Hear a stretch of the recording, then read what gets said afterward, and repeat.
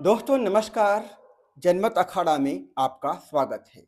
लोकसभा चुनाव का परिणाम आ चुका है। फिर से एनडीए की तीसरी बार सरकार बनने जा रही है। हालांकि जो मेजोरिटी एक्सपेक्ट की जा रही थी कि 400 पार होगा या मोदी जी का 370 पार होगा, वो सपना मोदी जी का चकनाचूर हो गया है। यहां तक कि भाजपा को मैंडेट नहीं आया है। 240-42 सीटें ही आई हैं और कुल मिलाकर एनडीए की 290-92 सीटें आई हैं। तो इंडिया गठबंधन के जो भी घटक दल हैं, उन्होंने जो मेहनत किया, जो मुद्दा उठाया, कहीं ना कहीं वो जनता को अपील कर पाए। उसका परिणाम हुआ कि बीजेपी का जो सपना था वो कहीं ना कहीं चकनाचूर हुआ है। हालांकि तीसरी बार फिर से देश के प्रधानमंत्री मोदी जी प्रधानमंत्री फिर से बनने जा रहे हैं। लेकिन भारत का सबसे बड़ा जो हॉट सीट था, जिसकी चर्चा पूरे देश भर में थी, एक बाड़मेर में रविंद्र सिंह भाटी, दूसरी पूर्णिया में पप्पू यादव और तीसरा काराकाट में पवन सिंह चुनाव लड़ रहे थे, भोजपुरी के सुपरस्टार। तो रविंद्र सिंह भाटी चुनाव हार चुके हैं बाड़मेर से, पूर्णिया से पप्पू यादव चुनाव जीत चुके हैं। लेकिन सबसे बड़ा जो हॉट सीट था यहाँ पर काराकाट लोकसभा क्षेत्र में, जहां पर एक्सपेक्ट किया जा रहा था कि पवन सिंह राजाराम का खेल बिगाड़ेंगे, उपेंद्र कुशवाहा का खेल बिगाड़ेंगे, लेकिन फाइनली वो हार चुके हैं। दूसरे नंबर पर रहे हैं। पवन सिंह को जो वोट मिला है वो 2,70,991 वोट मिला है। 1,05,324 वोट से पवन सिंह चुनाव हारे हैं और राजाराम को जो वोट मिला है 3,76,315 वोट मिले हैं। तो बड़े मार्जिन से पवन सिंह की हार हुई है। तो पवन सिंह इतना मेहनत किए, इतना सारा रैली हुआ, उनका रोड शो हुआ, लाखों की भीड़ उमड़ी हर जगह, हम भी उसको कवर करने के लिए जाते थे। इसके बावजूद भी चुनाव हार गए। इसके पीछे वजह क्या रही, इसके पीछे कारण क्या रहे, आज इसी पर हम चर्चा करेंगे।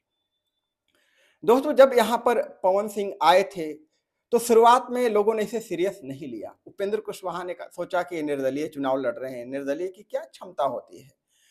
हालांकि पवन सिंह के आने के बाद जो राजा राम की जो किस्मत है वो चमक गई। राजा राम को लगा कि राजा राम का पवन सुत हनुमान यहाँ पर आ चुका है और निश्चिंत होकर के बैठ गए कि विजय मेरी निश्चित है। राजा राम पहले से मान कर चल रहे थे कि मेरी ही जीत होगी। हालांकि जीत हुई भी, लेकिन पवन सिंह ने जिस तरह से मेहनत किया, जिस तरह से गांव गांव जाने लगे, जहां उनकी एक झलक के लोग तरसते थे, उस गांव में लोग उनके बिल्कुल दर्शन करने लगे।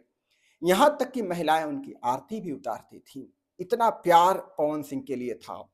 रोड शो में इतनी भीड़ थी, रैलियों में, जनसभाओं में, खेसारी यादव के भीड़ में, नासरीगंज नोखा में इतना लाखों की भीड़ उमड़ पड़ी थी। तो ऐसा लगने लगा था कि पवन सिंह जीतेंगे।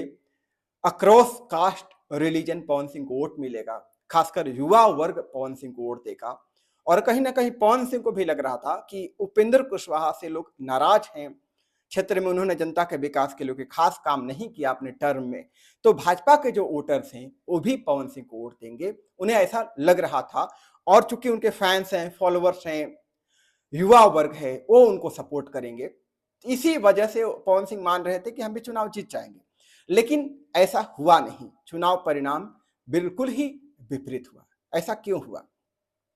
पहली चीज की जो युवा वर्ग है, खासकर 18 से 25 साल का, नो डाउट पवन सिंह के साथ खड़ा रहा, उसने मदद किया। हालांकि उसमें से बहुत सारे लोग ऐसे भी थे जिनका वोटर आईडी कार्ड में नाम नहीं था, वे अपने गार्जियन से वोट नहीं दिलवा पाए, वो अलग बात है। लेकिन युवा वर्ग पूरे चुनाव कैंपेन के दौरान पवन सिंह के साथ खड़ा था।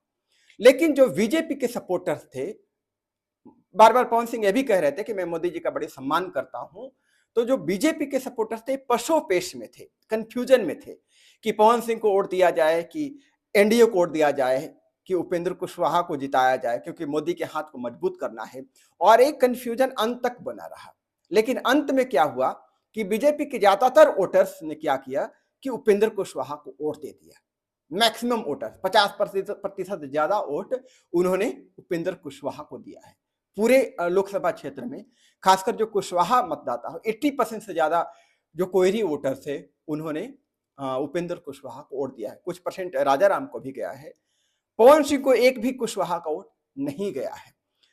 लेकिन जो राजपूत मतदाता है उसमें 80% से ज्यादा वोट्स पवन सिंह को गया है। हालांकि 20% वोट मोदी के नाम पर उपेंद्र कुशवाहा को गया है। भूमिहार का वोट भी गया है उपेंद्र कुशवाहा को, हालांकि पवन सिंह को भी गया है। तो जो बीजेपी का वोट है उसमें बंटवारा हुआ है, उसमें बीजेपी पवन सिंह ने सेंध लगाई, इसमें से इनकार नहीं किया जा सकता है। और पवन सिंह का खुद अपना वोट था, जो इनके फैंस फॉलोअर्स थे, इनके चाहने वाले थे, खासकर युवा वर्गों ने इन्हें मतदान किया। ऐसा नहीं कि यादव नहीं दिया, मुस्लिम नहीं दिया, यादवों ने भी इनको वोट किया है, मुसलमानों ने भी वोट किया है, खासकर युवा वर्ग, पर उस हिसाब से नहीं किया है जिस हिसाब से एक्सपेक्ट किया जा रहा था, जिस हिसाब से भीड़ जुट रही थी। और अंत में बाजी पूरी तरह से पलट गई और उपेंद्र कुशवाहा ने अपने पाले में भी मतदाताओं को खींच लाया। लास्ट में मोदी जी भी आए, यहाँ पर अमित शाह भी आए, राजनाथ सिंह भी आए, तो लोगों को लगने लगा कि कहीं ना कहीं मोदी जी को यहाँ पर हाथ मजबूत करना है, उपेंद्र कुशवाहा को जिताना है। लेकिन इन सब के बीच में जो आरजेडी के वोटर्स थे, जो राजाराम के वोटर्स थे, भाकपा माले के कैडर वोटर्स थे, वो पूरी तरह से इंटैक्ट रहे। खासकर माय समीकरण पूरी तरह से मजबूती के साथ राजाराम के साथ खड़ा रहा। तेजस्वी का उन पर काफी ज्यादा अपील पड़ा कि मोदी को हराना है, और उनको लग रहा था कि पवन सिंह भी कहीं ना कहीं जीतने के बाद भाजपा में ही जाएंगे। तो वे लोग कमर कस करके राजाराम को जिताने में लग गए और पूरा एकदम 100% वोट युवा वर्ग को छोड़कर, जो उनके पवन सिंह के चाहने वाले थे, उनको छोड़ करके वो राजाराम को गया है। इसमें कोई भी डाउट नहीं होना चाहिए। और यही सबसे बड़ा रीजन रहा कि माई समीकरण पूरी तरह से राजाराम के साथ रहा, और भाजपा का जो वोटर्स है वो पवन सिंह के पाले में नहीं आ पाया जैसा एक्सपेक्ट किया जा रहा था, जैसा कि पवन सिंह को लग रहा था। वो कहीं ना कहीं मोदी जी को देख करके उपेंद्र कुशवाहा के साथ गया।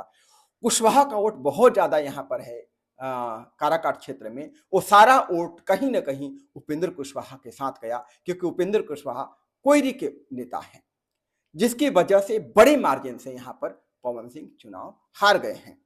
हालांकि ये तो हार जीत चलते रहता है, ये खेल का मैदान है, तो कभी हार भी होती है, कहीं जीत भी होती है। तो ये देखना बड़ा दिलचस्प होगा कि पवन सिंह यहाँ से चुनाव हारने के बाद क्या फिर से अपने दुनिया में लौट जाएंगे या पॉलिटिक्स में बने रहेंगे। उन्होंने कहा था कि काराकाट के लिए हम अपनी जान भी दे देंगे, तो क्या काराकाट में बने रहेंगे, क्या काराकाट के विकास के लिए प्रयास करते रहेंगे। और जो राजाराम यहाँ से चुनाव जीते हैं, तो जो यहाँ पर काराकाट का मुद्दा है, क्या वे मुद्दा पर खरे उतरेंगे, सबसे बड़ा प्रश्न होगा। और हालांकि जो मीडिया का सबसे बड़ा जो काम होगा, काराकाट के जो मीडिया जो कि काफी चुनाव कवरेज किया, उनका सबसे बड़ा ड्यूटी होगा, केवल काराकाट का नहीं, पूरे बिहार का नहीं, पूरे देश भर के मीडिया का, क्योंकि वो चौथा स्तंभ है कि जो सांसद यहाँ पर वादा करके गए हैं कि हम एक करेंगे, ये विकास करेंगे, उन सबको चुन चुन करके उनके वादों को याद दिला जाए कि आपको ये काम करना है। राजाराम को भी यहाँ पर वादों को पूरा करना है। वे न गफलत में नहीं रहे कि हमको माई समीकरण हर बार मिलता रहेगा, आरजेडी का वोट हम हर बार मिलता रहेगा। काट की हाड़ी बार बार नहीं चढ़ती है, जनता उनको भी उखाड़ कर फेंक देगी अगर वे विकास नहीं करते हैं।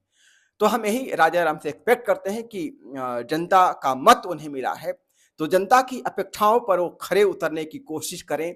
जो काराकाट पूरी तरह से पिछड़ा रहा है आजादी के बाद से, उसे मुख्य धारा में लाने की कोशिश करें। जो काम वो खुद अपने स्तर पर कर सकें, और जो काम खुद स्तर पर नहीं कर सके उसके लिए वो दबाव बनाए, संसद में वहां पर वो दहाड़ मारे कि नहीं, हमें जनता ने चुन करके भेजा है और जनता का काम हमें करना है। तो यही चीज है। आपका क्या मानना है कि पवन सिंह किस वजह से चुनाव हार गए हैं, क्या रीजन रहा? आप अपना कमेंट जरूर कीजिएगा। बहुत बहुत धन्यवाद। जय हिंद, जय भारत।